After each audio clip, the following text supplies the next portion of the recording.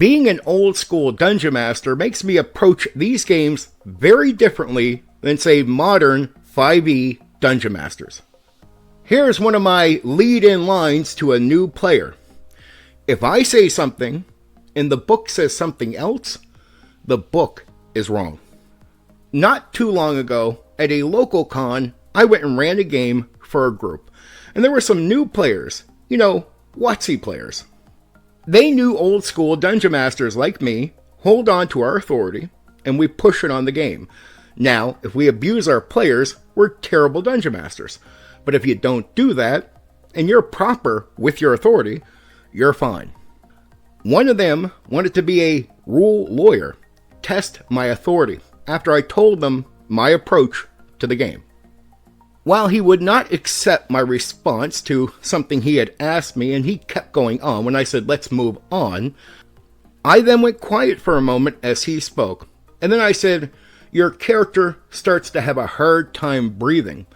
There is some type of bubble forming in your character's neck. It's actually starting to choke him.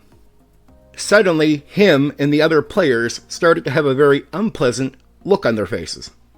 I tell him then, your character goes weak in the knees and you fall down to one knee as you are now choking and you cannot breathe at all. He started to panic, getting ready to react, to say something. What was I doing? I was teaching a new player, a WotC player, how much authority a dungeon master has over the game, and that even their 5e dungeon master has the same authority if they wish to enforce it.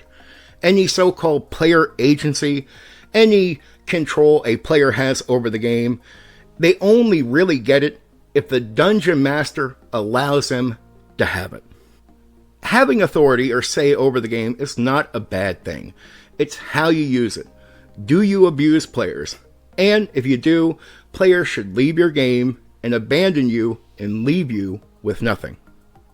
That's why I never touched so-called Dungeons & Dragons made by WotC, because the books tell me, the Dungeon Master, what to do.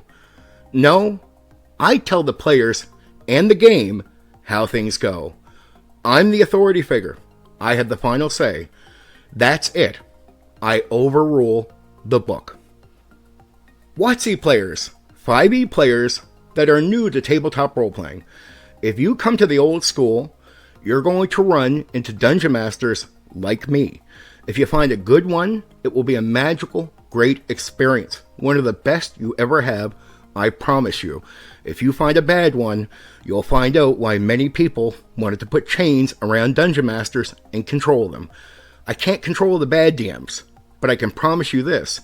When you run into a DM that has that authority and uses it right, you'll start seeing why I frown at the idea of putting that chain around all dungeon masters. Anyway, there is some food for thought. For now, take care.